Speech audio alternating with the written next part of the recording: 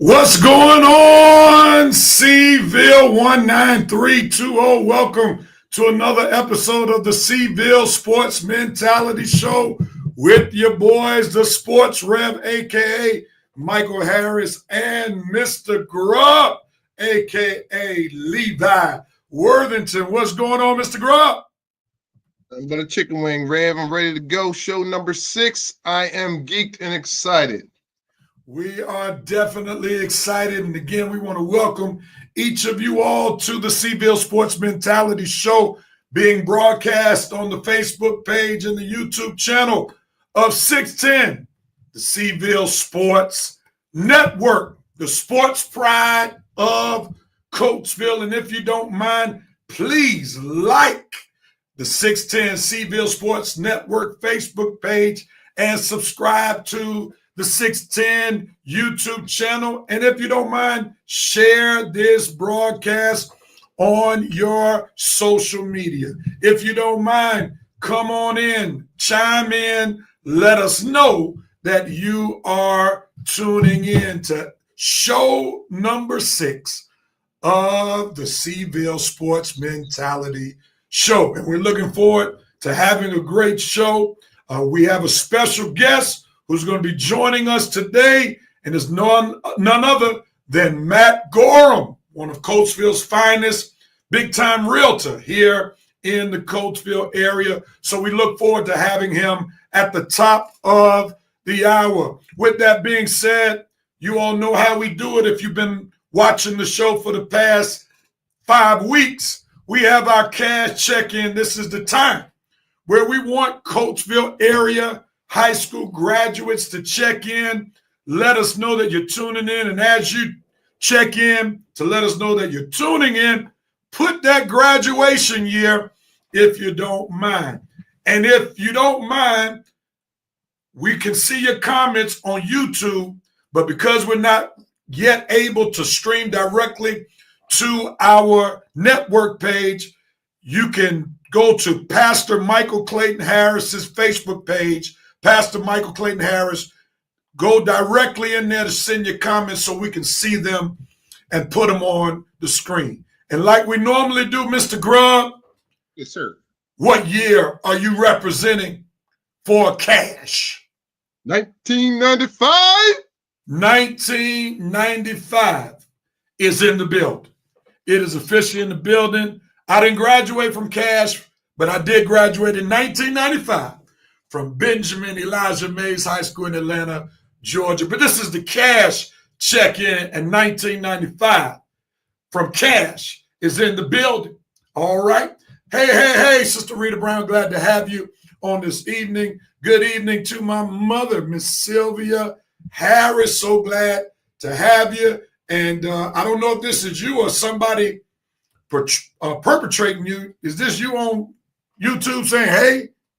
Man, your mom got on the show, man. I have to say hello to your mother. Okay, I was saying hello to my mother. Okay, all right. Hey, man, listen. Well, we definitely appreciate it. So, cash people, if you are watching, if you are tuning in, please let us know what year you graduated from cash. We want to give you some love. This is a show to celebrate Coatesville's own. So during the show, feel free to chime in, let us know what year you graduated from cash. With that being said, each week we do what we call Red Raiders Respect, and we've been featuring different sports at Coatesville Area High School. And this week we're going to do a special Red Raiders Respect to honor some young men who brought home a championship on last night. So here's our Red Raiders Respect. Take a look and we'll be right back. Let's do this.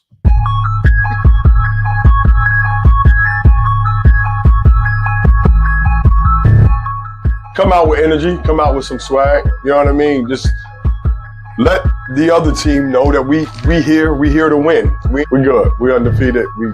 we know where we stand. We don't need to make any major adjustments. We got our own style. We play the way that we play. So no major adjustments. We just hoop.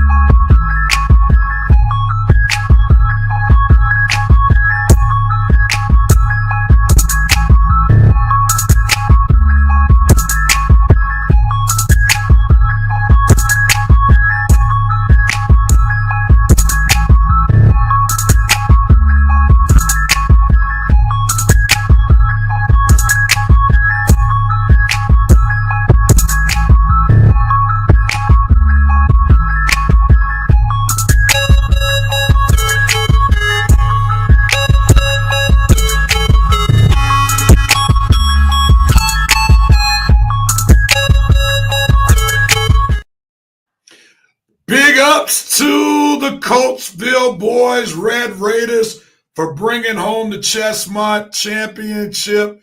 Indeed, it was not an easy road as we saw the game on Friday night, but those guys got it together and brought home the championship in a very big way on yesterday evening. Mr. Grubb, I want to thank you for your video footage, for every clip of every play that we showcased on Red Raiders Respect and also on our network page came from the Android of Mr. Grubb. So we want to thank you as we give you video credit.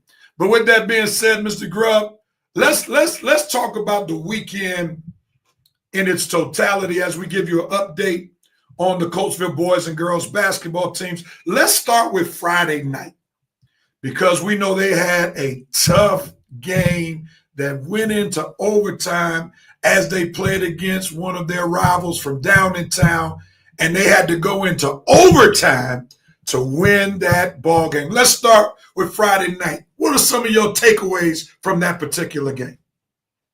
Friday night, Rev. I mean, first of all, we lost Jonas because he was sick, during that semifinal game, and but Max Hiller stepped up and filled that void, and I really thought watching that game, and you can kind of like get the pulse of the Coastal fans that we weren't really worried about losing that game, We knew we were going to pull it out.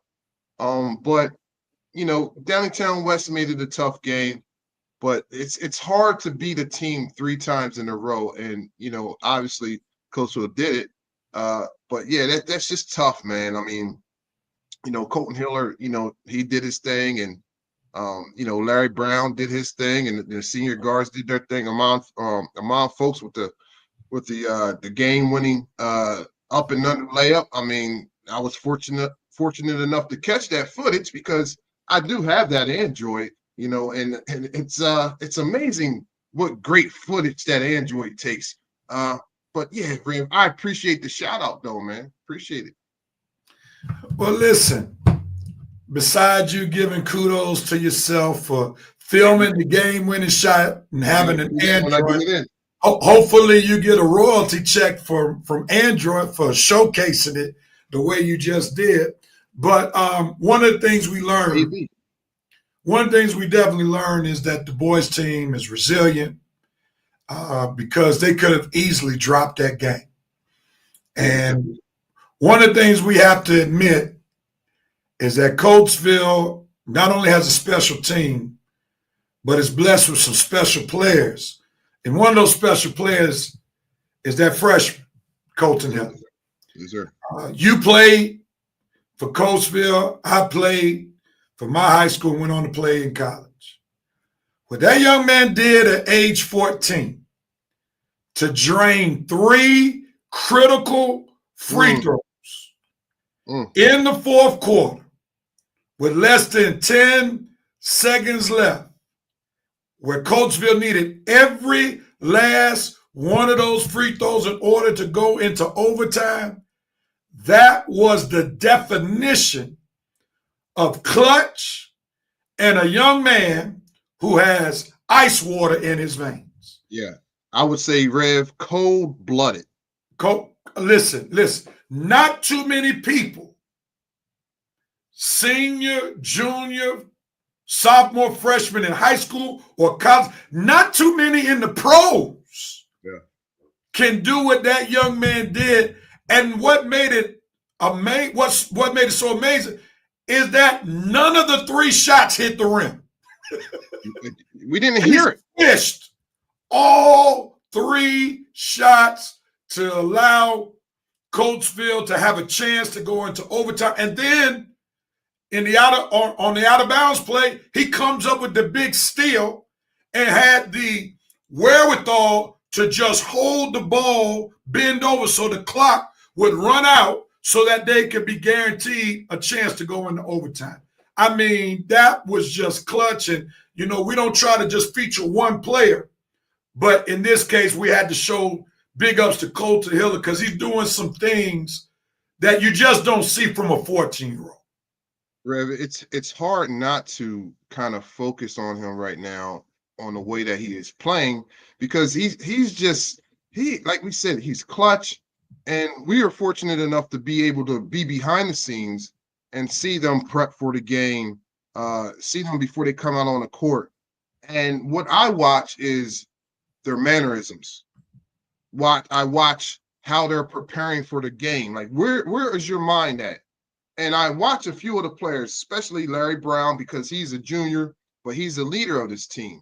I watch Nasir. I watch Amon because they are seniors of this team. And I also keep an eye on Colton. He's a 14-year-old kid, like you said, young man, put in a spot playing varsity as a freshman. I couldn't imagine that. Yeah. You have to be a special player to, 1, handle the pressures that come with it, and also 2, know how to balance that too. Right. We talked about this the other day when we interviewed him, and one of the things that caught our ear was that he said, "I had to do what I had to do for the seniors." Yeah. It's hard, as we talked. It's hard to keep that balance when you have seniors on the team, knowing this is their last year, knowing they are the leaders, to kind of give up a little bit of that for a freshman. Like, you don't want nobody really stealing your shine.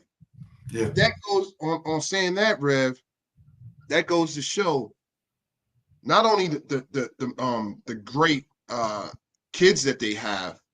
But it also shows the leadership of that coaching staff to keep that group together through adversity. And like you said, to be so resilient, you got to have a great coaching staff.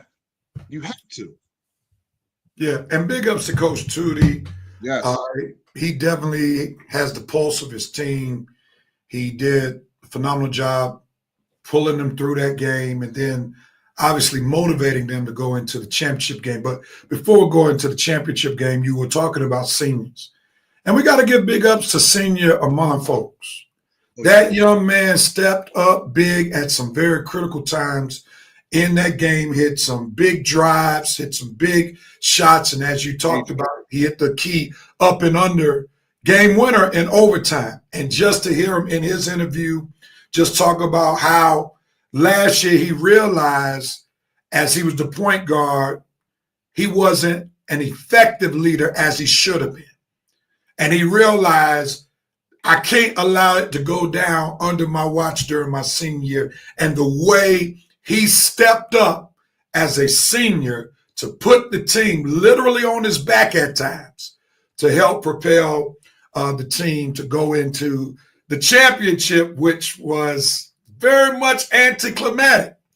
For we know that there were a lot of folk in the green, white, and yellow who expected a much better game than what we saw on last night. For the last time Coatesville played Bishop Shanahan at their place, the game went into overtime, and that's when Colton Hiller expanded his legend when he scored 13 of the 14 overtime points for Coatesville to help propel them to a victory. But last night's game mirrored the Super Bowl. Yeah, man. So we're not going to talk about the Super Bowl yet, but I'm making a metaphor. I'm making an analogy. I'm telling myself that. I'm telling myself. It was lopsided. It was not close, and it was very much, like I said, anticlimactic. Who would ever thought you would see a running clock for the entire fourth quarter and in some of the third quarter because of the 30-point rule? What were your thoughts about last night's game, the championship game? It was like you said, anticlimactic. I was expecting a more of a competitive game. Seeing that they went into overtime, they took Coastal into overtime at home, and seeing we're playing on the neutral court.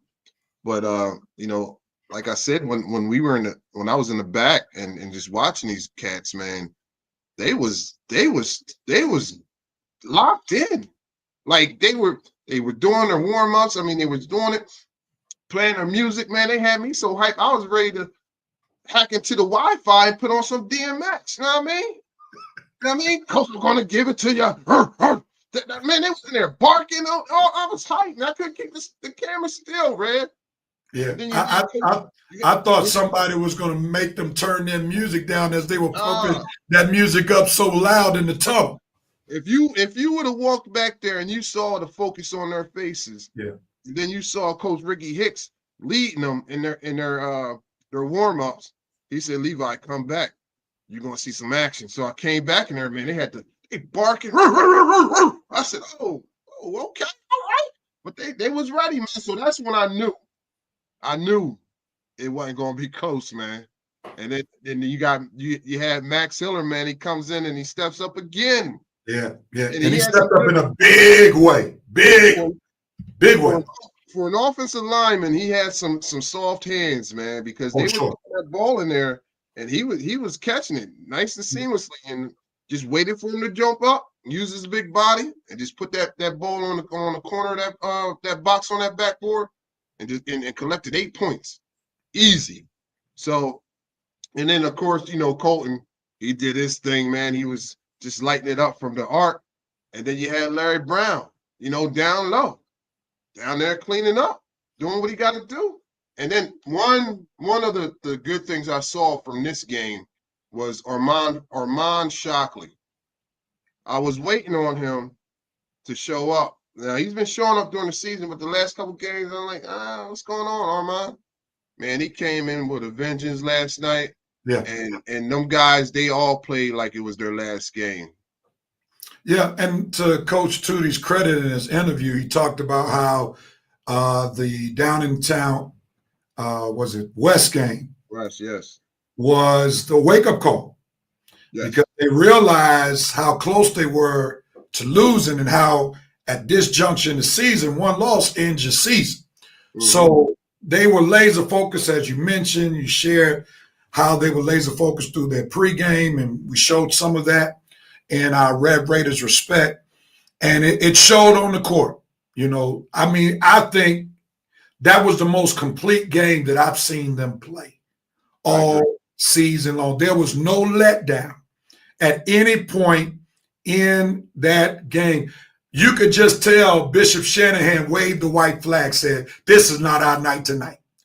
We're not going to have a repeat of what took place at Bishop Shanahan." So big ups. And Coach Tootie, knowing the pulse of his team, we asked him in the pregame interview who was going to step up since Jonas Chester would not be able to play because of illness, and he called it. We didn't try to suggest anybody. He said Max Hiller, Big Max, and Big Max made his coach look like a prophet on last night where he came up with 8 big points and some physical play to propel Coatesville along with Larry Brown down low to victory. Hey, Rev, when you were interviewing him, you asked him, you said, so, seeing what you did last game, how the last game went, what do you, see, what do you got to do to adjust or whatever? And he looked at you in the eyes, and I'm sitting behind the camera like, uh-oh. He had that look. He says, man, we ain't got to do no adjusting. Teams got to adjust to us. Yeah. I was like, oh, man, I was hyped, man. That was and the thing is, he didn't say it with a straight face. He actually said it with a smile. Oh, yeah. That's even worse. No diggity, no doubt.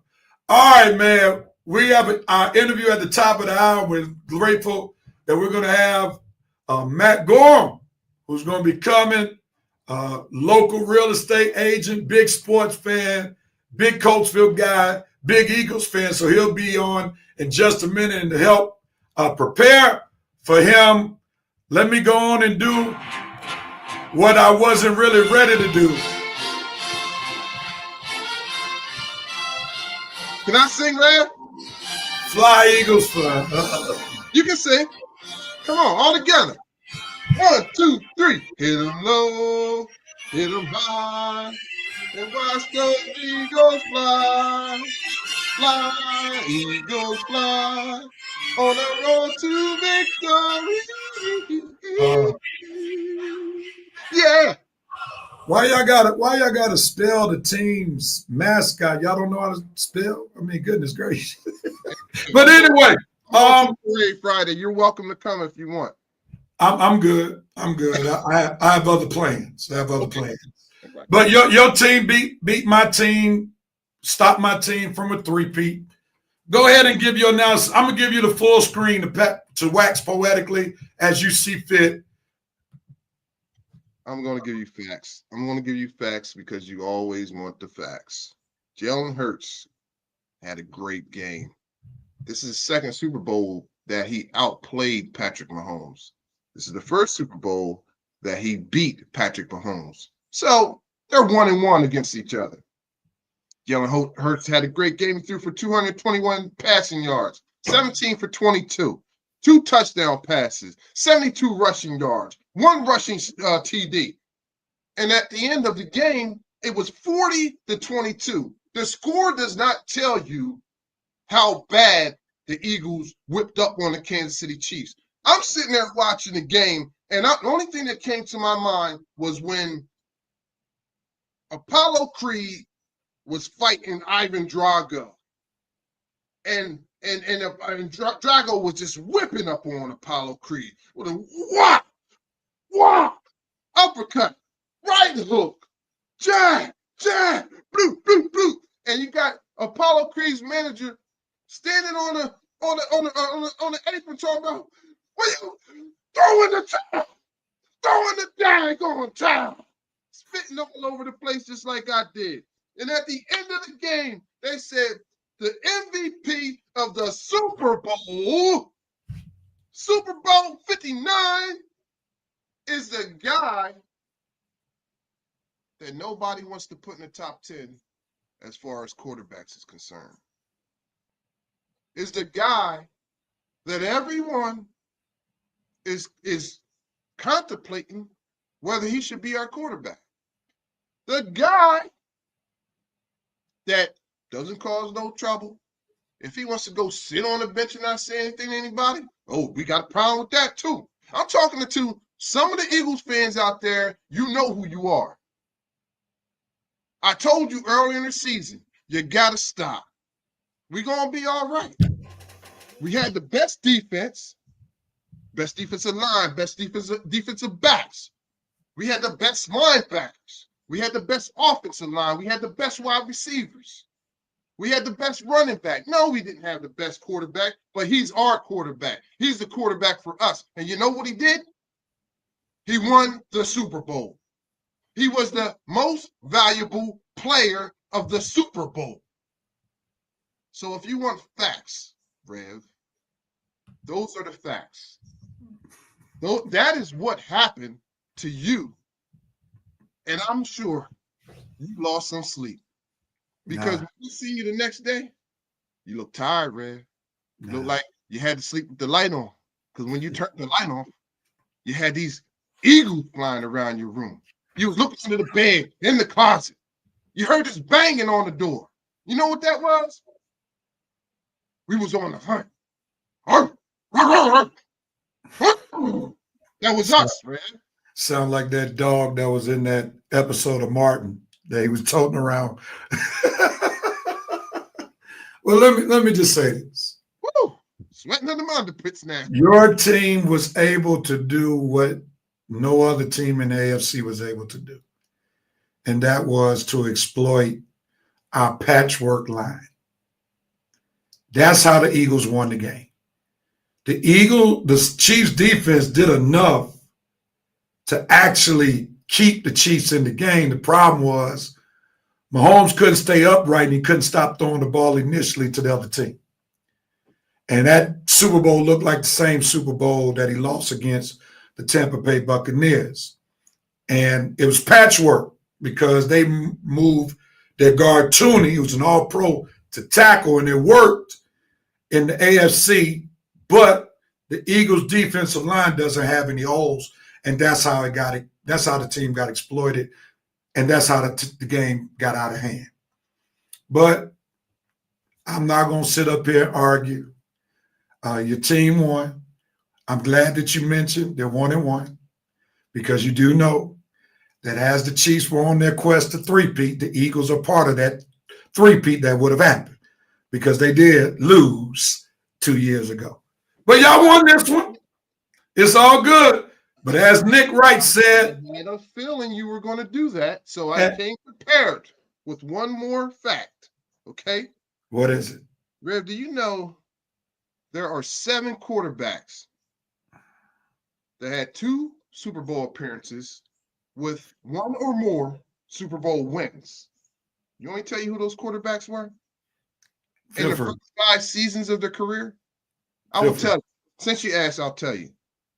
Troy Aikman, Kurt Warner, Tom Brady, Ben Roethlisberger, Russell Wilson, and as I might say, that's some great company. You know who the 7th quarterback is? I'll answer for you.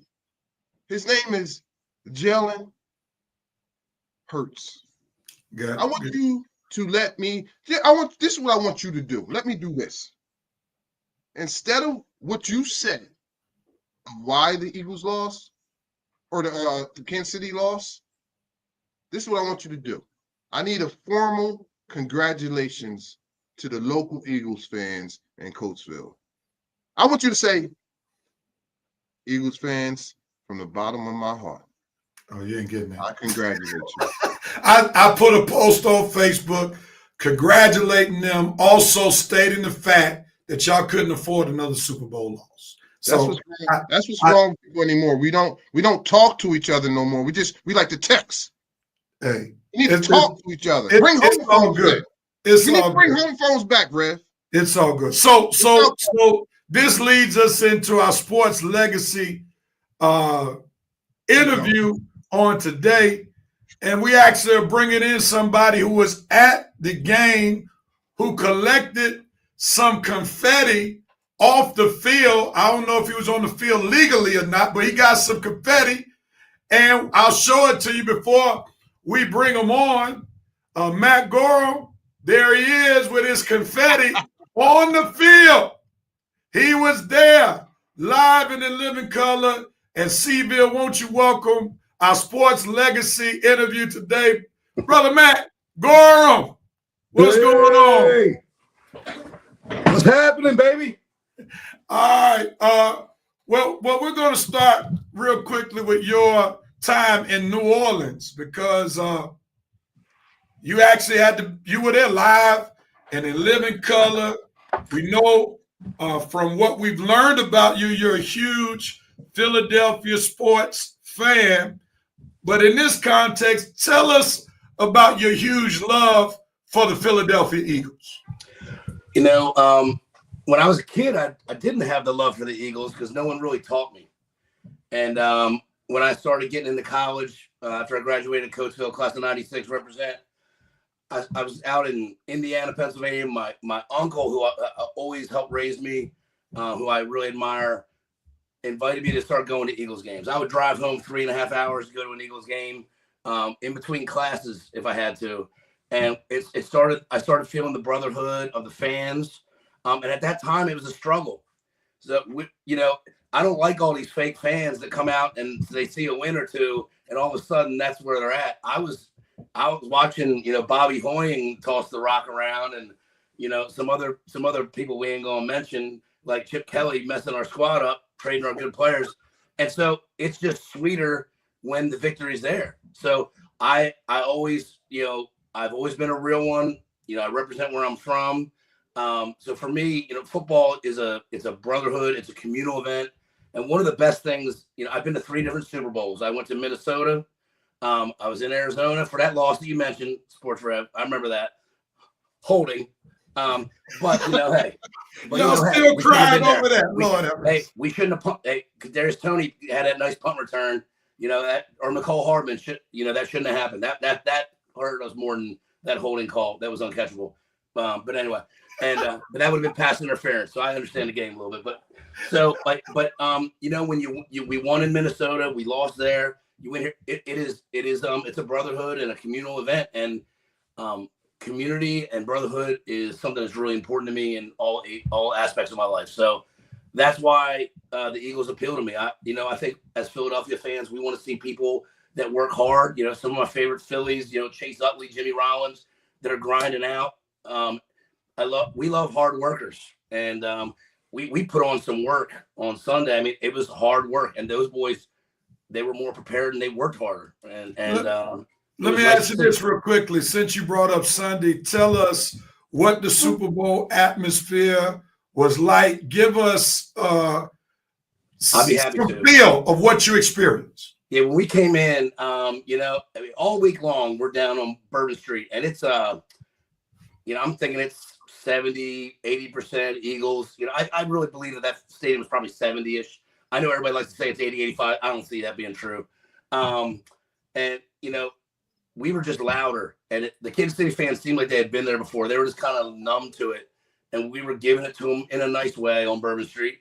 And we were just, I think we wanted it more. We went, it was awesome. So we're hanging out before the game on Bourbon, and there's this like mile march. Like you're walking for about a mile, and it's just, you're picking up this guy from this bar, and you're scooping up this guy, and we're all just coming in together, arm in arm. You get in the stadium, and get up to your seats. I was sitting on the Kansas City side. My ticket guy hooked me up, but I had to sit on the Kansas City side, so I was all surrounded. So I'm making friends with everybody, with all respect. And then when they started these announcements in the beginning of the game, and they threw that DMX on, and Bradley Cooper screaming, we just came out like a bunch of dogs, man. And man, it set a tone. It was louder than it is on TV. Kansas City, they came out, they were doing their thing. It was just, man, the game started very, there's a little cat and mouse, little, is this a penalty? Is that not a penalty? Is he in the end zone? Is he not? And then I got to tell you that it all changed after Coop 33 pick six. You know, Coop runs across, and me and my boys I couldn't believe what I was seeing. Patrick Mahomes, one of the best quarterbacks of all time, just throwing ill-advised pass because he's under pressure, man. We all make decisions in our life.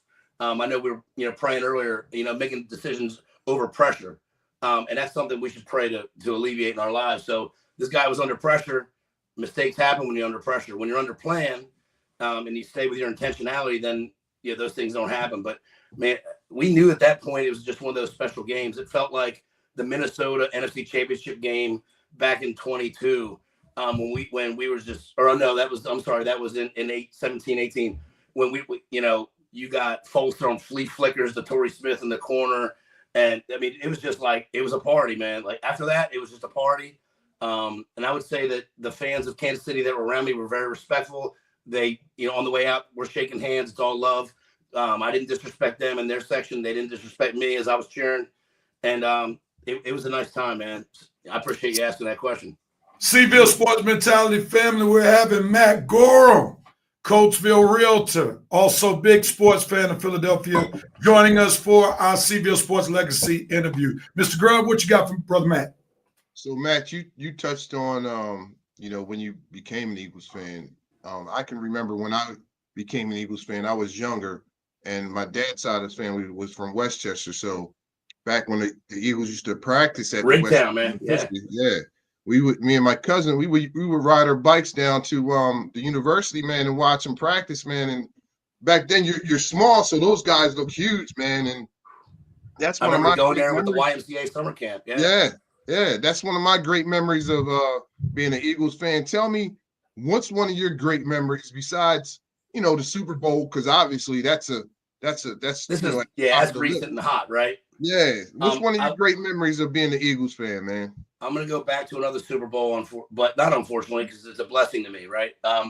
Minnesota. So my wife and I, we had a baby that Wednesday before that Super Bowl. And on Friday, I was in Minnesota. Die hard. We went and saw the OBGYN that morning. He's like, you got 3 weeks. No problem. Just go for it. It's going to take forever for this baby to pop out. That night, it was, praise the Lord, that we had that baby girl, Caroline, and it's always my Super Bowl baby. But getting out there and just having the week of the euphoric of having this beautiful little girl, my first little girl. I had 2 boys first, and then we got these 2 little girls now. And then getting out there and winning that. I mean, I would say that one of the big memories for that Super Bowl for me was I remember putting on my jersey that day. I wore Jerome Brown 99.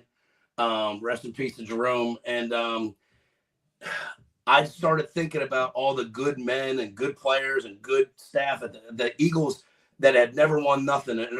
Andre Waters and Byron Evans, and now Eric Allen in the Hall of Fame, about time. Yeah. Those are some good. Reggie White is my favorite player of all time. I got his dorm room trash can in my basement. My wife's from Tennessee, so I got the Tennessee thing. Like, those guys were good men, and they did not win it in Philadelphia. And I was losing it, man. I was crying just thinking about the opportunity that we had and how hard it is to get there. There's 32 teams. It only takes one little break for something to happen. Or look at Detroit this year. They were steamrolling, right? And then what happened? I mean, one little break, like, hey, maybe Josh Allen did have a first down. I don't know. Apparently not. No replay assist on that. But and Matt, that's what makes it so special. Winning the Super Bowl. It only takes one thing to mess it up. Yeah, it makes it so special winning the Super Bowl, especially when you're from that area and you've been a long time fan of that franchise. Something like when that clock went 0, how did you feel? Like, for me, I screamed, man. I couldn't help myself. It just came out. What did you do? This one? I think I I screamed at all 3 I went to for different reasons. But this time, I just started hugging the people around me. All my boys, we went 5 guys, 4 of them from Coatesville, and we had a moment of just love and brotherhood, man. Like, we did it. We're hugging each other. It was about love and celebration. And really, I was trying to take in. I was videotaping a little bit on the side how the Philadelphia Eagles players were acting. I think that there's lessons in winning and losing at the championship level. I was also watching some of the Kansas City players on how they were walking off the field. Some were more respectful than others. I remember Tom Brady not shaking Nick Foles' hand in 18, coming up soft, but Foles got him on a tweet this weekend, didn't he? Called him a good luck charm for being at both of our wins. But there's definitely lessons in losing, and there's definitely lessons in winning. I wanted to see what they were doing, and I just wanted to be with my boys, man. Speaking of being with your boys, real quick, Rev, I pretended like I did not know you, but in actuality, we are brothers in God's eyes. You know why? Praise the Lord. Because we are both Philadelphia diehard Eagles fans, and I wanted to let Rev see what it meant. I got you right here, baby.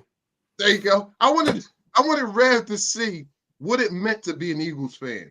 So thank you for coming on the show. I really appreciate you, man. And I'm glad you had a good time at the Super Bowl. Well, I had a good time also. And we're going to go for it in 2025-6. Why not? Y'all just better hope Patrick Mahomes. Y'all better hope Patrick Mahomes don't get a tackle. It's all over then. Does he get a tackle? Oh yeah. They might need two. Was he get a tackle or two? Because that's what they did the last time when they got beat down against the Tampa Bay Buccaneers. They wouldn't address that line, and then the rest is history. But nevertheless, so you're a huge Eagles fan, and I'm gonna let Mr. Grubb jump in on this one as well, because you mentioned some past greats, and it's clear that you know your Eagles history. Now, we didn't shoot you this question. This is just organic because I'm hearing you. You sound like a Eagles legend. So now I'm gonna back you in the corner. One of the things we talk about on this show from time to time is when we talk about Mount Rushmore. Okay. So, who's on your Philadelphia Eagles Mount Rushmore? And you got to name 4 players, not 4 offensive players, not 4 defensive players, but 4 players on your Eagles Mount Rushmore. Mr. Grubb, I'm coming to you next. That's right. All right. I mean, I think it starts with Reggie White. That's a pretty simple one, man. Minister of Defense. One of arguably the greatest football player all around and all time. You got to respect that. I think about Chuck Bednarik. Got Concrete Charlie playing 2 ways, smoking cigarettes between halves. The game isn't played like that anymore. I mean, that was a bad man. What position did he play? Man. Just for those who don't know him. Chuck Bednarik, number 60. Part of our championship team, smacking Frank Gifford in the mouth, telling him this game is over. I think a lot of people have seen that signature on some things. I mean, that guy was playing both sides of the ball. I mean, that don't happen a lot. And I think that's something that is lost, man. You think about like the Deions, you think about some of these guys have been able to play sports. But man, yes, I can't wait to see how that works out this year. I can't wait. I like them too. It's hard for me not to include Brian Dawkins. My license plate says Weapon X20 on my Eagles camper. So I'm all about Mr. Dawkins. I like the man he was off the field. Hallelujah, and he lived it. I'll never forget the hit he busted up at Algie Crumpler. That was just I didn't know if he was going to get up, man. NFC Championship from the Atlanta Falcons. 04. So those are my top 3. I'm kind of wrestling around with a 4th man. I think about. I don't want to take any from Mr. Grubb. No, you're fine. Go ahead, because I'm going to twist it up a little bit. I like twisting it up a little bit, man. I think about some of the good line play we've had. I think about some of the running backs we have. You think about who's been in the Hall of Fame. Man, I can't say Eric Allen because that's not. I mean, I'm gonna go with like a social choice right now, and someone that I got to watch a lot and see a lot of success. And that's Jason Kelsey. Not bad. That guy. No, I mean, how many Hall of Fame centers do these franchises have? I don't know how many centers are in the NFL Hall of Fame. I was there when Doc went in Canton. I drove out for that. There ain't that many safeties either. There's, maybe, I don't know, 5 or 6. So I think about the excellence of the position. I think about where he came from, and I think about how he led other people and brought them up to his level. I think as leaders in the community or on a team, you got to level other people up. And he had the opportunity to do it, and he did it over and over again. I think he's kicking himself for not sticking around one more year, though. Yeah, I want to hear who you got. Who you got? I'm gonna have to go with obviously Reggie White, Minister of Defense, Brian Dawkins. These are the obvious ones that you got to go too with. easy. Brian Dawkins. I mean, he's a forever Eagle. And I would have to throw Jason Peters in there. Jason Peters was a great offensive lineman for the Eagles for years, and obviously he's going to be a Hall of Famer. Bodyguard. Yep. The fourth one, Kelsey is a good choice. I can't really go with no quarterbacks right now because I love Randall, I love Donovan. But Donovan, he didn't get it done. I would say Donovan's he's the all-time best quarterback. He's the all-time quarterback in my eyes, even though he killed a lot of worms. He's the all-time quarterback in my eyes. You got to give the guys credit. We asking for your Rushmore, not your best quarterback. Yeah, we don't have that. We don't have a quarterback that belongs on the Rushmore. Rev, this is my time tonight. Okay, this is no. You go no. We're gonna stick on subject. I want your Mount Rushmore. If the quarterback is not on the Mount Rushmore, you shouldn't be talking about a quarterback. So give us your fourth player. Nah, he's not on the Mount Rushmore, but he's down there looking up at the Mount Rushmore. My fourth player, see, Matt, Rev did this on purpose. Can we get the fourth Rushmore person? Come on, man, stop deflecting. He wanted to test our Eagles fandom and our knowledge. You going Carmichael? I'm letting y'all wax. You see what happened? I'm allowing this to be an Eagles show, even though my team lost. I'm being a team player. All I'm asking you saw what Matt did. He gave us 4 players. He didn't deflect. Now you can't come up with your fourth person because you don't know who's going to be the fourth person. I got it. Who is it? It's excruciating pain. But Terrell Owens, I'm going to put on there, even though he's there for a short amount of time. You should be excluded from being an Eagles fan. Are you kidding? You have just lost your Eagles fandom certificate. Come on, man. Are you kidding me? A man who sabotaged the team? I don't care what he did. He was a great player. Played that Super Bowl with a broken leg, too. Yeah, come on, man. How long did he do it for the Eagles? It doesn't matter. It does matter. If that's the case, Saquon better than Terrell Owens. I could put Saquon on there, and he only did it 2 years. They haven't been there long enough. Don't matter. Look, first of all, you can't determine who's going to be on our Mount Rushmore. I'm not asking you who's on Kansas City's Mount Rushmore because I don't care. The Mount Rushmore, nobody would say Terrell Owens, no real Eagles fan, would have the audacity to say a man who didn't really play for the Eagles a long time, sabotaged the team, would be on the Mount Rushmore. Matt, can you address him? What do you have to say about him? We don't have our own Mount Rushmores, right? For me, it's just like when people ask you who are your top 10 rappers of all time. And I think that you can't put somebody on there that's only got one hot album. I think you got to look at a body of work. That's why I like my rock hymns, and I like getting deep. I like seeing people that have been around a long time. Terrell Owens, he did sabotage us a little bit, man. But there's no arguing what that guy did in the Super Bowl, man. I mean, he outwilled it. That was that year that New England decided to tape everybody's practices. Pittsburgh got screwed real hard that year. And so I don't know. Not my fourth, but it ain't my Mount Rushmore. You try to be diplomatic, Matt. I'm here. You try to be diplomatic. That's fine. How? It's not my mountain. Not my mountain, man. It's not your mountain. This is my mountain. Grubb, help me understand.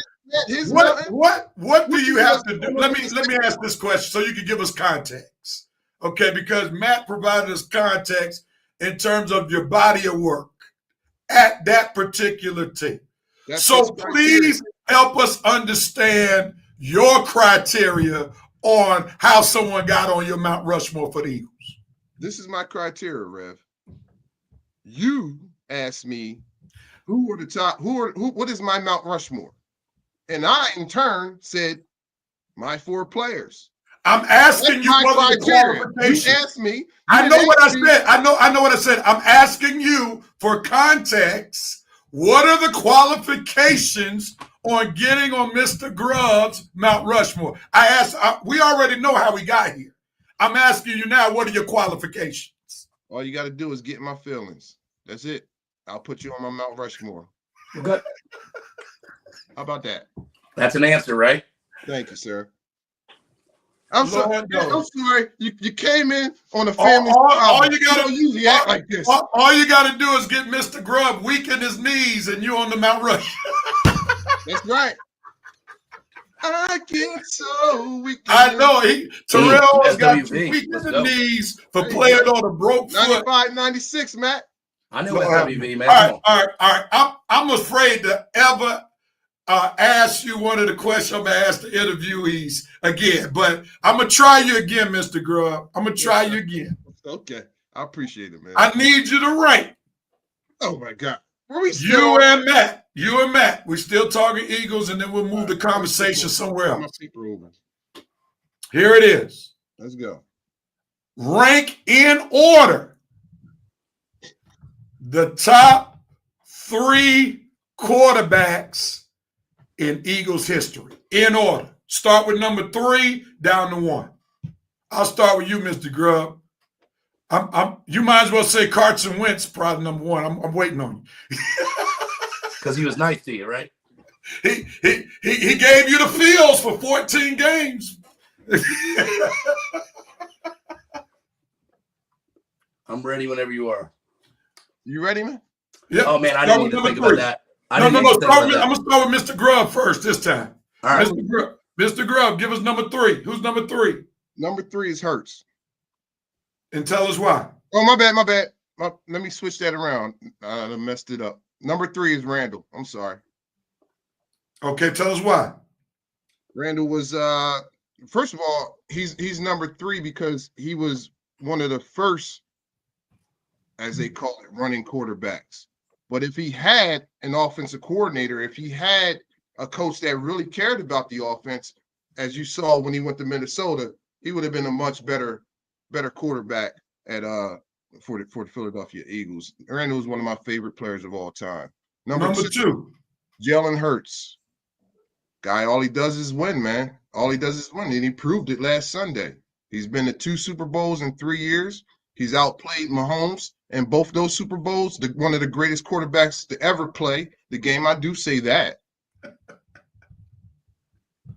Did he? He exceeds. Did he have a better offensive line? Did he have a better running back? Did he have better wide receivers that allowed him to outplay? And see, this is where we gotta be careful with this. I'm gonna let you go. No more. Let me just say one thing. Let me just say one thing. If you put Jalen Hurts with the supporting cast Patrick Mahomes brought to the Super Bowl, are they getting into the playoffs? No, they're not.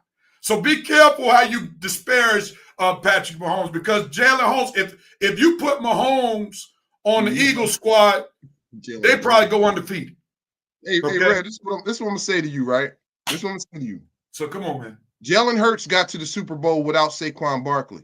And lost. But again, when Jalen Hurts did not have a loaded team, what happened to him? Because that team he took to the Super Bowl, y'all were loaded on the offense and defense, and you had depth galore. First of all, you talking about this past Super Bowl? No. I'm talking about 2 years ago. The Eagles went into the Super Bowl with the deepest, most talented roster 2 years ago. So Jalen Hurts has never taken a team where they are a subpar team into the Super Bowl. Let's not, and see, I didn't want to do this to Jalen.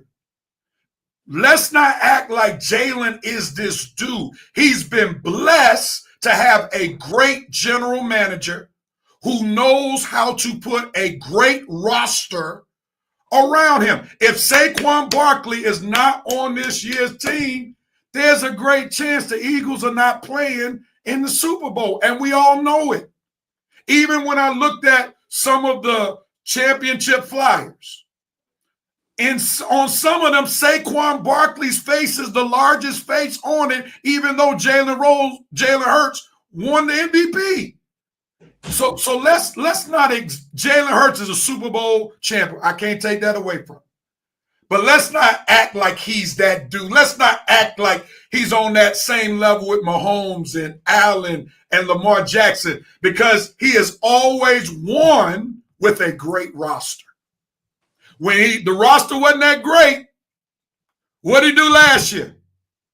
Fizzled out pretty good. And that's why Howie Roseman, to his credit, and to the Eagles' credit this year, because remember, the Eagles changed their offensive philosophy this year. When they started out 2-2, they said, our recipe for victory is to feed who first? Saquon Barkley. So let's come on, man. I didn't want to do that to Jalen, but come on, man. Stop talking about him and Mahomes. He outplayed him because he had a better roster.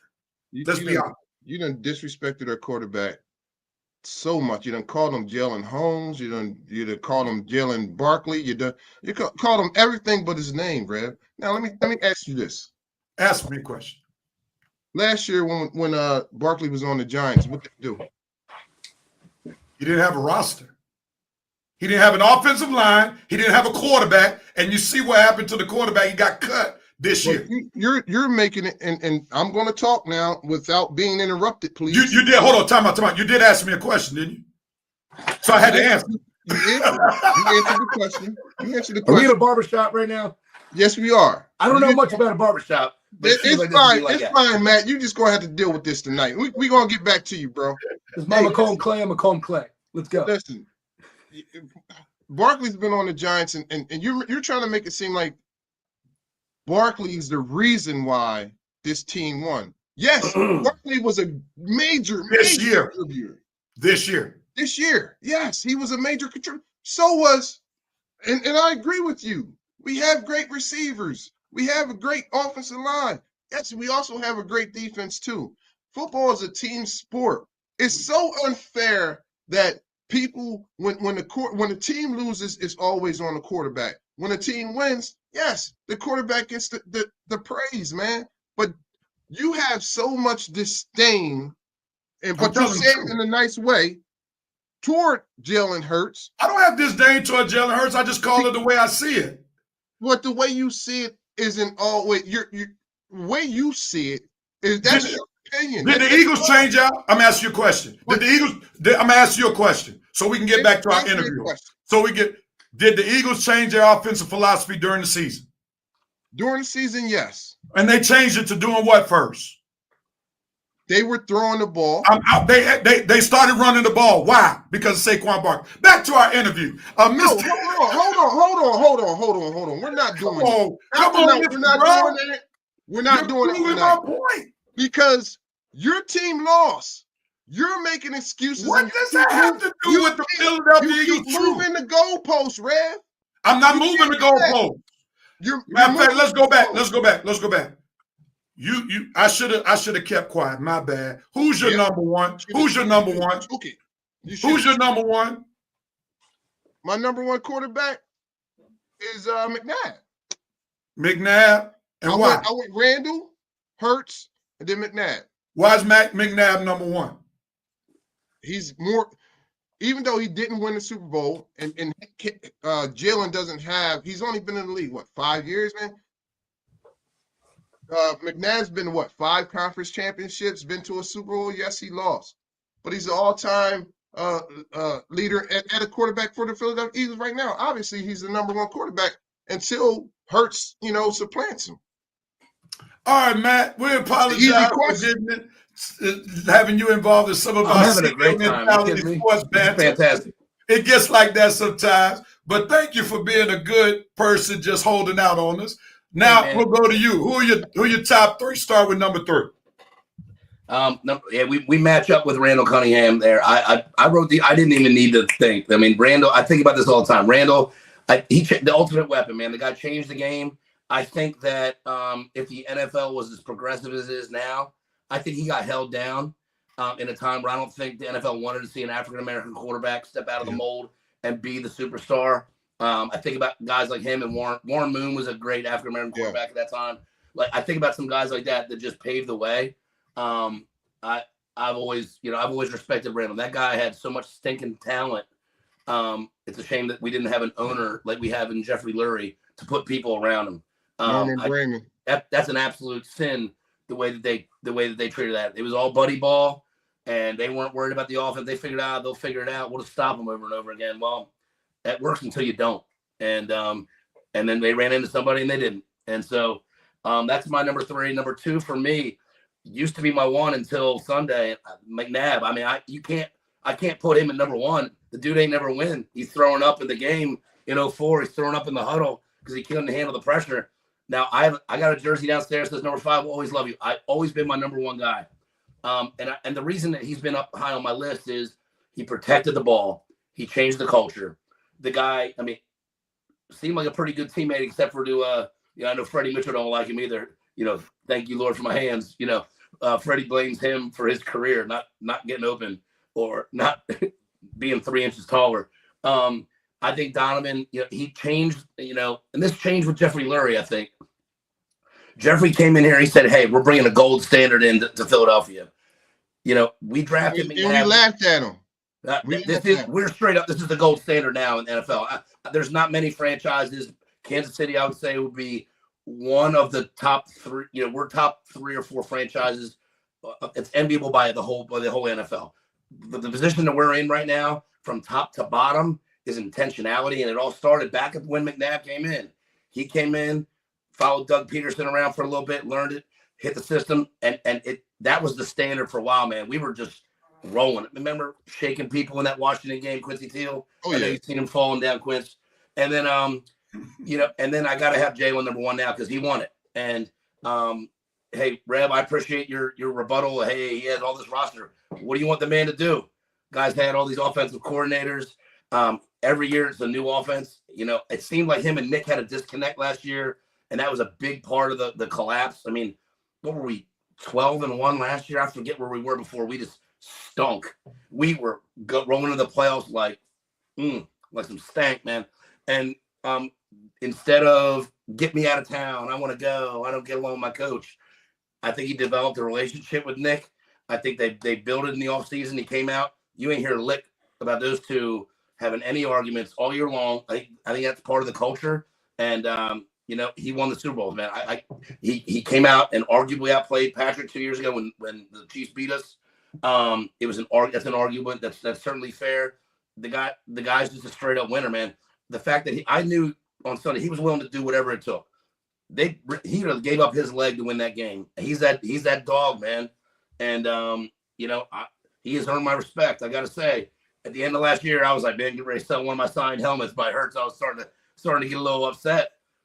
But when it all came down to it, he did what he had to do. And you also mentioned, Rev, you talked about you getting him in the Lamar and Josh Allen category.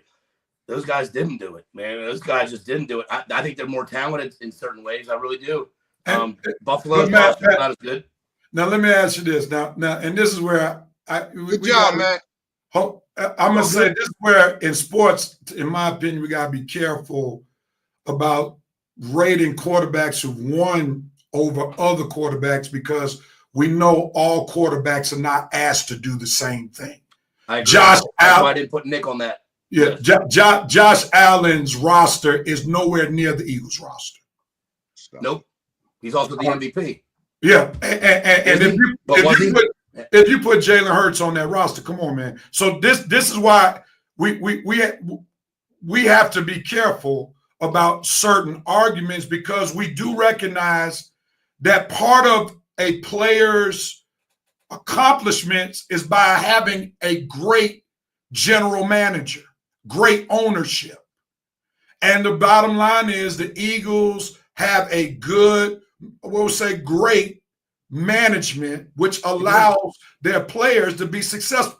For instance, they did a great job drafting young men who have a championship DNA.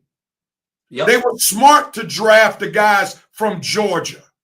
They were smart to draft the guys from Alabama who understand what winning championships is all about. So this is where we got to be careful just talking about players. Management comes into the picture as well. Yep. And this is why the Giants that you mentioned earlier, Mr. Grubb, sucks as a franchise right now. Because in what world would you want to pay Daniel Jones over Saquon Barkley? Woo! We like them.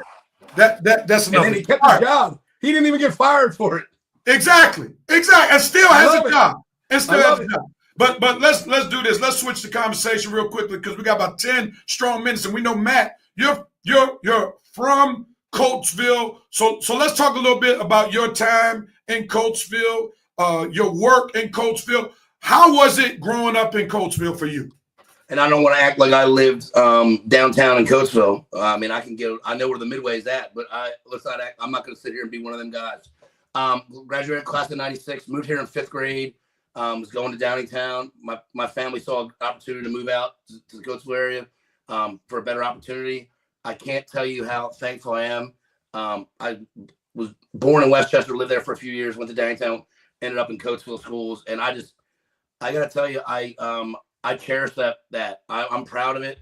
A lot of people say this, say that. I'm in the real estate game, and one of the things that I learned was how to handle diversity or adversity and diversity all at the same time. When I'm going to an appointment and I'm helping somebody and they're from another culture or from another walk of life, it is. I don't want to say it's easy, but it's easier. It's just easier when you've been exposed to it for your whole life, and I love it. That makes me more compassionate, more understanding to other people's backgrounds.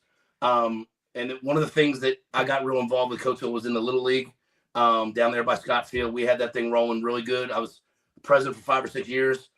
My wife and I, Christians, we wanted to send our kid to a religious school for religious reasons. We still live in the Coatesville School District. And but I said, hey, look, we can't put them in this little school here where there's not a lot of diversity or adversity.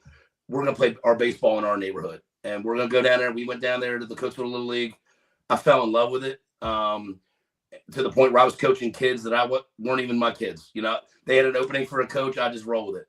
We had those fields looking really good. I'm real proud. You know, those new dugouts that we had. We organized an Eagle Scout project to do that. The big shed that the football is using now. Like, I'm just real proud of the brand of people that we had come through there. We had a couple kids. You know, we had Lonnie White playing there. We had some guys that got drafted that played in that little Coatesville field. Real proud that whenever we were playing somebody else's district that they were scared to death.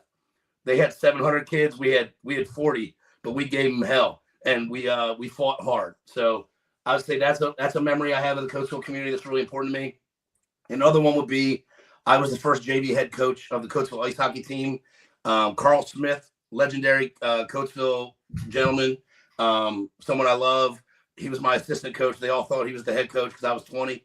But I was out there working with the kids and trying to develop that program. So that was a time in my life that I just loved it, man. So hope that gives you a little bit of an answer there, Rev. Go ahead, Mr. Grubb. I can keep going, man. I love where I live, man. I'm proud of where I live. Yeah, man. Carl Smith was my, I think 6th or 7th grade history teacher at Gorham. Oh yeah, man. I had him at Scott. Yeah. I know what you're talking about. One of Coatesville's great quarterbacks that come out of Coatesville. Amen to that. That's something that don't get talked about. Went to University of Pennsylvania, man. University of Pennsylvania he played for. So he's definitely a Coatesville legend that we probably are going to look to get on the show one day, right, Rev? So I'll connect you if you want. That is a one excellent man. Yeah, he's a good dude, man. So we know you do a lot of things in the community. What's your passion for that? What makes you give your time up and you know, be selfless like that? Makes me think of a Tupac song off of Me Against the World. The game's been good to me. Like I think I grew up in this community. It helped shape who I am. It helped shape my business. And I've gone to church in the Coatesville area for many, many years. I've lived here. I choose to live here now. And I just feel like giving back is part of our job. You know, I think the Lord blesses us in certain ways. And if we're not using our talents to increase him and to increase the people around us, then we're selling them short. I see my pastor, Johnny Damon, on there right now. So thanks for the shout out. But welcome, Johnny. I just think I think we're I think it's like an act of sin not to carry out the gifts that God gives you. And so, in real estate, I happen to be in the public a little bit. I happen to be up and about. It gives us unique opportunities. There's churches in our community that call me and say, "Hey, Matt, I got this person that really needs a place to live right now. You got something?" And I'm a connector. That's my spiritual gift, is connecting people. So I just happen to be in the real estate business, but it's just, I love connecting people and bringing people together and creating a bigger community. We have 12 agents on our team now, but I mean, could I do it as myself? Yes, but then my footprint wouldn't be as big to give back. Our church at Gateway, where I go, one of our things is, you want to be so involved in your community, so much that if you were gone, that you'd be missed. And I want to make sure that our philanthropy and our blessings to other people would be missed if we weren't here. So that's good stuff. Let me ask you a quick question. We obviously know that people help shape who we are, and we don't get to where we are on our own. So who are some of the people that have influenced you most to help you get to where you are and to complete the mission that you seek to complete? A couple different people come to mind. Carl Smith comes to my mind. When he was coaching with me and I was 20, I was a knucklehead. I didn't know the Lord. I was doing some things I really shouldn't have been doing, saying some things, and he took it in and instead of chastising me, he got beside me and loved me and explained a lot of it to me. So he earned a lot of respect. Ross Kershey, another one, one heck of an amazing guy.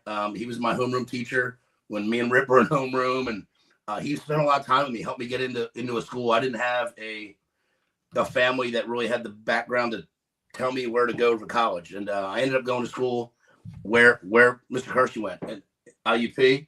And I would say another person, Coachville graduated like 92, Joel Youngs. He handed me a book called Rich Dad, Poor Dad. I'm looking for it on my shelf. Great book. I read that and it changed my life. I was thinking small, and I was doing good in my business. I was a contractor. I was painting decks. Very thankful for what I was doing. But I was never going to be able to give back or do anything as big. And he came to me and said, "Yo, you're selling yourself short. You need to be serving people in a different way." Hand me the book. I read it, got my license, and 20 years later, now, real estate is really important to me.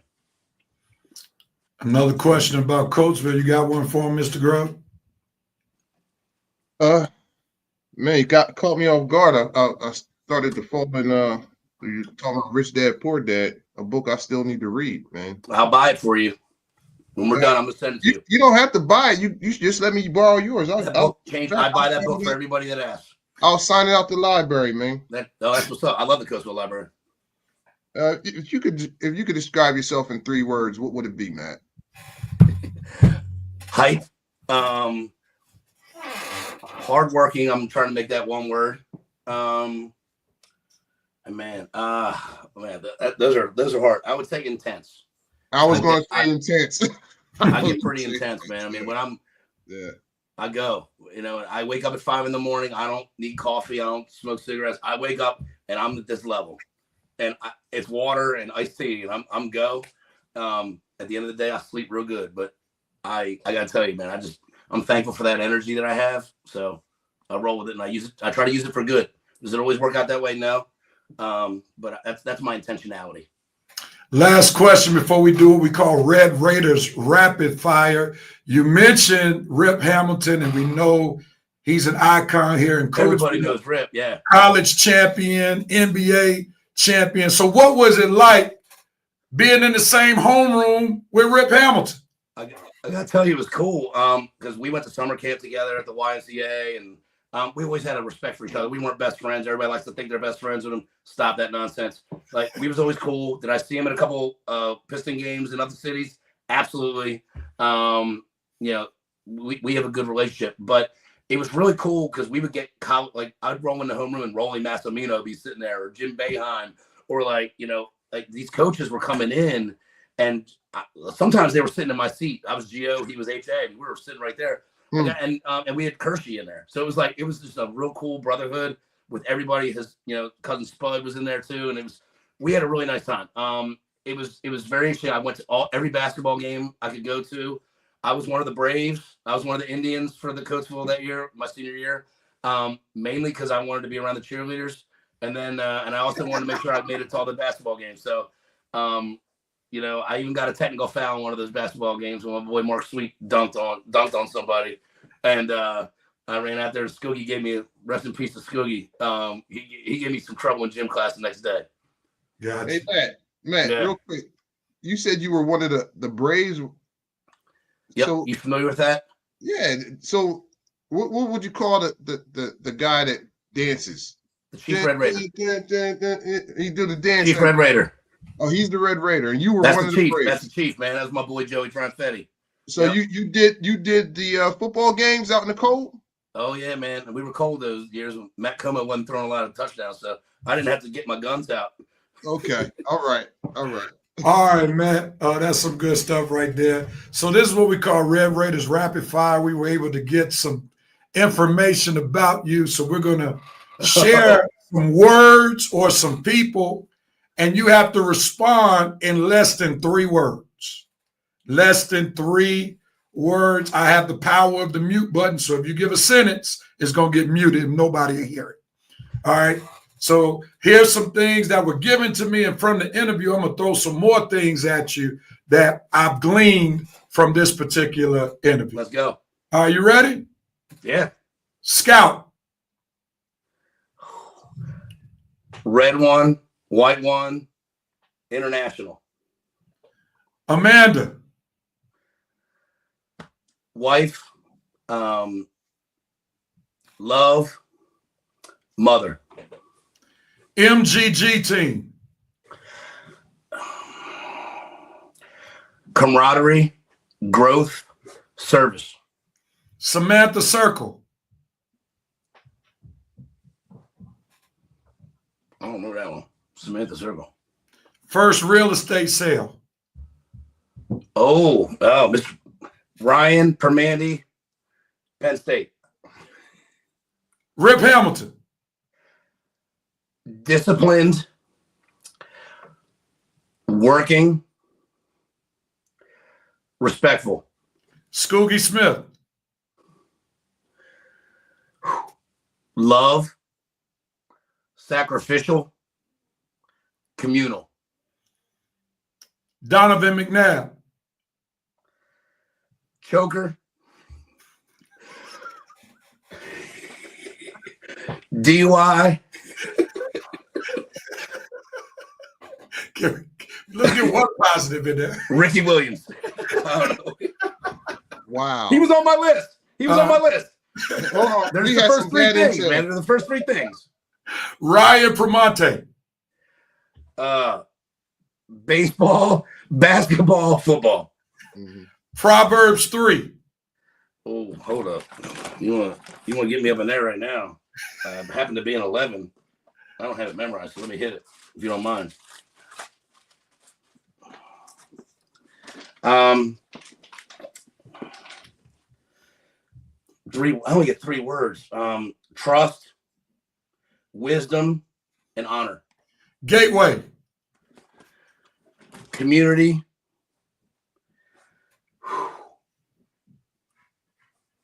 Evangelism, outreach. Coatesville. Loyal, working, hustle. We appreciate you, man. Thanks so much. Now, we didn't mean for you to have to give 3 words to everything, but you did a great job at it. Yeah, man. I tried my best. It was an enjoyable evening tonight, man. This was a lot of fun. We greatly appreciate you. We look forward to working with you as in ways that we can. We appreciate you coming Amen. on, sharing your Super Bowl experience, your Coatesville experience, your Eagles knowledge, and entertaining me and Mr. Grubb's banter. We truly appreciate you. I do what I can. It was a pleasure, gentlemen. It was a pleasure. Can y'all do us a favor? If you're on Facebook, send up some hearts, send up some likes, and let's thank Brother Matt Gorham for being one of our people here to do our Seville Sports Legacy interview. Thanks so much, Matt. Thank you, Matt. All right, man. Great interview. Mr. Grubb, Yeah, I'm tired, man. you wore me out, man. I was gonna say you wore me out, man. It's like when Apollo and Rocky fought in the first match, or was it the second match? And it was a draw. All right. All right. Here it is, man. Let's move on with the show. One of the things y'all know we like to do is to celebrate the legacy of someone that was dear to both me and Mr. Grubb. That would be one coach / Deacon Scoogie Smith. And each week, Mr. Grubb provides for us one of his Scoogieisms, for Mr. Grubb did play for him. And before we go on, Sister Kim, our network communications director, said to put this 1-800 the ball guy. All right, so I don't know if somebody want to utilize it, but feel free to do so. As we do our Scoogieism for today, this is what Mr. Grubb provided for us. Goals are not achieved through magic. They happen because of sweat, hard work, and determination. What does that mean to you from your coach? Well, to me personally, I'm still realizing and dealing with it, and just recognizing that, things aren't just going to be given to you. If you have goals, if you have, things that you want to achieve, it's going to take sweat, hard work, and determination. Because without those things, it's not going to happen. And I really like this one because it's playoff time, and the boys and the girls are starting their playoffs. Or the boys have already they won their chess match championship, but they're both about to start the division or the District 1 6H tournament. It's going to take sweat, hard work, and determination to achieve the goals that they have set for both teams. It's not going to be easy. Like Tootie said in the interview, it's like you're playing your last game. It's one and done. So to get get to that goal of winning the District 1 6A titles, get to that goal of winning the state title, it's going to take sweat, hard work, and determination. One of the things I like about this particular Scoogism is when you start talking about goals, obviously you're entering the arena where we talk about vision.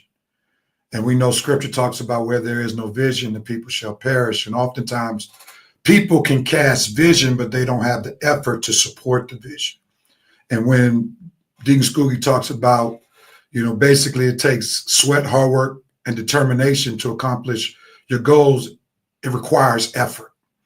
And effort comes with having to deal with adversity, comes with having to deal with obstacles.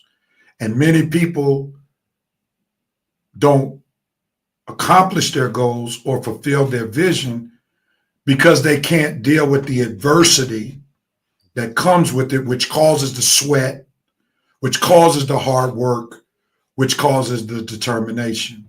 So I like the way that you brought in the basketball piece, because anybody or any team that wants to win a championship, those three things come with the territory to reach the goal of winning a Chessmont championship or district championship or state championship. There is no team that will say they won a championship or they accomplished their goal without sweat, hard work, and determination. So I thank Deacon Scoogie for this particular Scoogism, and I appreciate you sharing this one with us, Mr. Grubb. Yes, sir. With that being said, as we get ready to conclude this particular episode, and I hope you all enjoyed show 6. And again, we want to thank Matt Gorham for his time and being such a wonderful guest for us on tonight. And before I do the last thing, we also want to give a shout out to the girls basketball team, for they will be playing this Friday. Yes.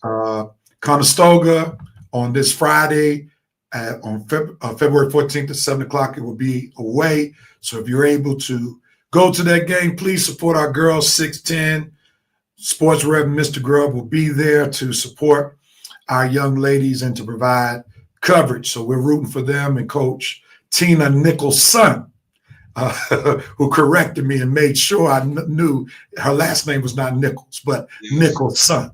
So go ahead and support our girls. But as you know, We say we're all about sports with the touch of Christ. And as we end each show, I like to just share scripture and expound on it real quickly. Proverbs chapter 16, verse 3 says, commit to the Lord whatever you do, and he will establish your plans. That word commit is very critical because it really deals with putting your whole heart into something. And you have to put your whole heart into giving what you're seeking to do to the Lord so that the Lord can guide you, the Lord can direct you, the Lord can establish the plans that you seek to have.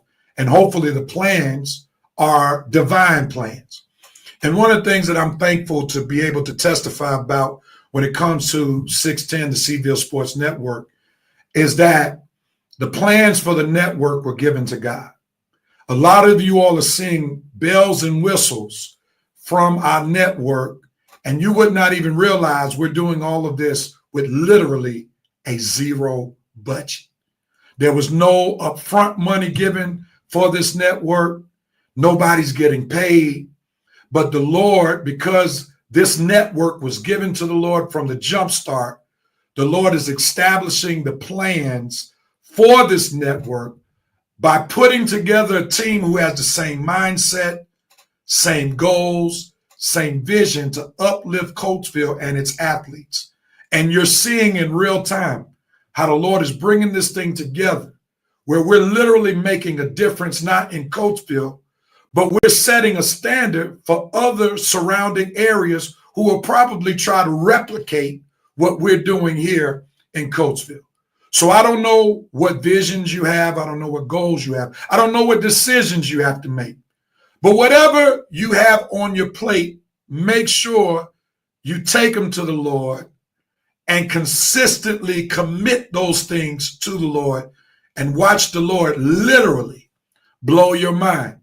Because, as someone said, the best is yet to come. With that being said, we want to thank you all for tuning in to the Seville Sports Mentality Show.